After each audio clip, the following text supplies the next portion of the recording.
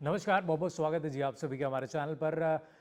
Olympics इस समय चल रहे हैं और सबसे बड़ा अपडेट जो निकल कर आया वो रेसलिंग से निकल कर आया, जो बहुत शॉकिंग था। विनेश फोगाट को, जिनको डिस्क्वालीफाई कर दिया गया क्योंकि उनका जो वजन था वो जिस कैटेगरी में खेल रही थी 50 किलोग्राम में, उसमें 100 ग्राम अधिक निकल कर आता है। दरअसल 2 दिन ये इवेंट चलता है, पहले क्वालिफिकेशन राउंड होते हैं और उसके बाद फिर फाइनल खेला जाता है रेसलिंग का।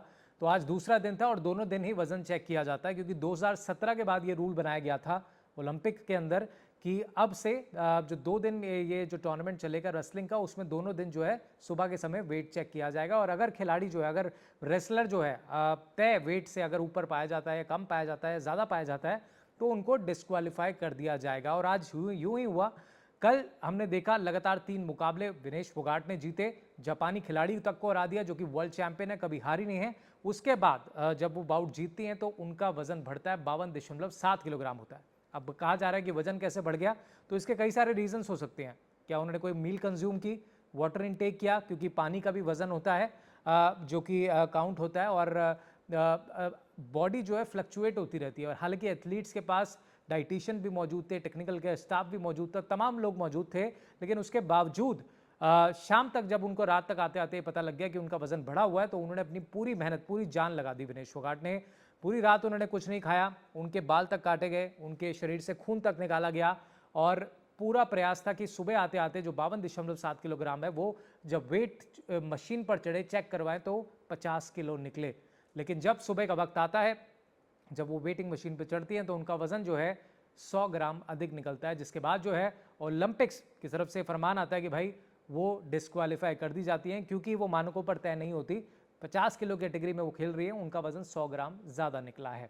इसके बाद पूरे देश में खबर फैलती है, हर कोई स्तब्ध होता है और अभी तक स्तब्ध ही है, क्योंकि जिस तरह की खबर निकल के आई, क्योंकि विनेश फोगाट जो कि ओलंपिक्स का जिनके पास मेडल नहीं था, जो 2016 रियो ओलंपिक्स में आई थी, शुरुआत की थी, डेब्यू किया था, वहाँ पर उनकी शुरुआत बहुत अच्छी की थी, लेकिन उसके बाद ओपोनेंट खिलाड़ी का पैर जो है उन पर लग जाता है, इंजर्ड हो जाती हैं और बाहर हो जाती हैं।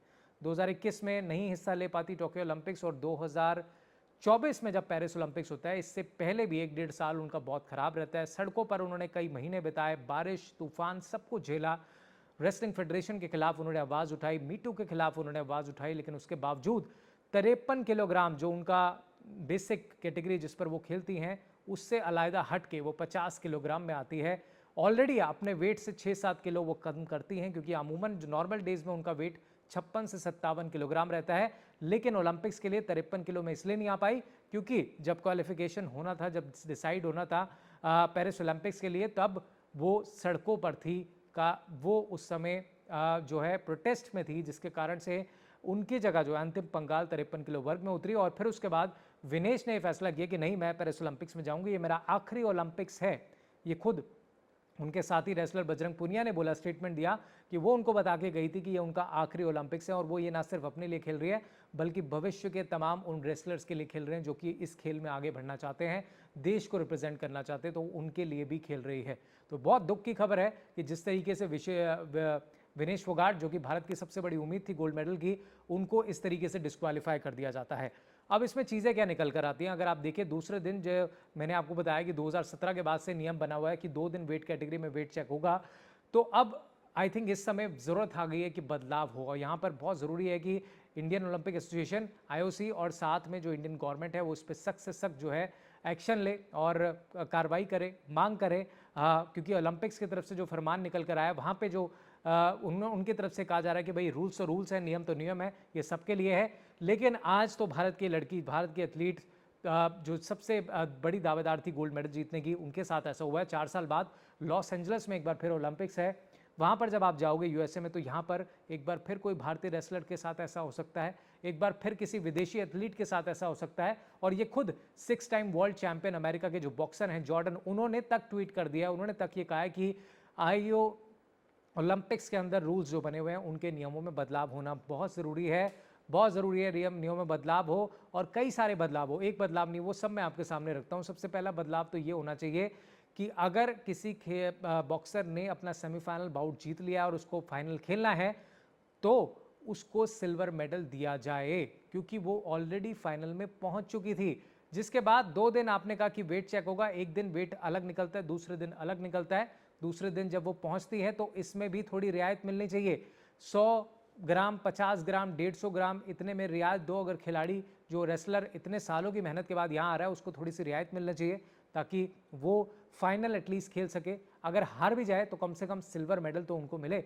इसके अलावा जो वेट का टाइम होता है, एक सिलेक्टेड टाइम होता है, सुबह 8 या 8:30 बजे आपका वेट हो रहा है, उसमें भी थोड़ी रियायत दी जानी चाहिए। 8 से 9 कर दीजिए, 8 से 9:30 कर दीजिए, ताकि 1 घंटा या 1.5 घंटे में वो जो रेसलर है वो किसी तरीके से मशक्कत करके अपने वजन को, 100 ग्राम कोई बहुत ज़्यादा नहीं होता दोस्तों, लेकिन वो 100 ग्राम की वैल्यू जो है आज हमें इस ओलंपिक्स के अंदर पता लग रही है कि हमारी सबसे होनहार रेसलर जो है पदक से वंचित रह जाती है। और उसके बाद जो तस्वीरें उनकी निकल कर आती है वो तो और ज़्यादा इमोशनल कर देती है।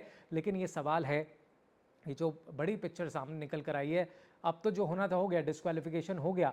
अब बहुत सारे सवाल उठेंगे, टीवी पर डिबेट्स होंगी, तमाम पॉलिटिकल एंगल्स भी निकलेंगे कि शायद भारत से कुछ ऐसा कर दिया गया या कुछ ना कुछ रणनीति इसके पीछे खेल हो सकता है। लेकिन जो होना था हो गया। अब तो वो फाइनल भी निकल चुका है। फाइनल में जो खिलाड़ी थे वो बिना खेले मेडल भी जीत जाएगी। जिसको विनेश फोगाट ने उड़ाया वो सिल्वर मेडल ले जाएगी। तो ये कहाँ का कह सकते हैं कि ये तो साफ तौर पर अन्याय ही हो रहा है ना हमारे देश के एथलीट्स के साथ, जो कि इतने करीब पहुंच करके हार जाते हैं। एक होता है कि आपने कंपटीशन में हिस्सा लिया, आप हार गए, आप जीत नहीं पाए। एक आप कंपटीशन में खेलने ही नहीं उतरे और आपको कह दिया गया कि आप डिस्क्वालीफाई है। तो ये पूरी तरीके से मुझे लगता है ठीक नहीं है। इस पर ज़रूर एक्शन लेना चाहिए। और अब तो खुद जो बड़े बड़े रेसलर्स हैं वो खुद आगे आ रहे हैं, ट्वीट्स कर रहे हैं कि भाई विनेश फोगाट के साथ गलत हुआ। आज पूरा देश विनेश फोगाट के साथ खड़ा है, हम सब विनेश फोगाट के साथ खड़े हैं, क्योंकि उनकी मेहनत है। 3-4 ओलंपिक से लगातार वो प्रयास कर रही थी। यहाँ पर उनको गोल्ड नहीं तो सिल्वर मेडल तो मिलना ही चाहिए था। लेकिन उसके बाद जो ओलंपिक्स के रूल्स हैं, वो रूल बुक में लिखा हुआ है कि अगर आपका वेइंग मशीन दोनों दिन सेम नहीं आता और या फिर ज़्यादा आता है, बढ़कर आता है, चाहे 10 ग्राम ही क्यों ना हो, तब भी आप डिस्क्वालीफाई हो जाओगे। तो आई थिंक अब ये सही समय आ गया है कि अब इस पर आवाज़ उठाई जाए, ओलंपिक्स के नियमों में बदलाव किया जाए। क्योंकि आज तो विनेश फोगाट है, कल कोई और रेसलर हो सकता है और दुनिया भर का कोई भी रेसलर हो सकता है जिसके साथ ये ठीक नहीं होगा। इस पर आपकी क्या राय है, कमेंट बॉक्स में मुझे ज़रूर बताइएगा। अगर वीडियो पसंद आया तो लाइक, शेयर और चैनल को सब्सक्राइब ज़रूर कीजिएगा।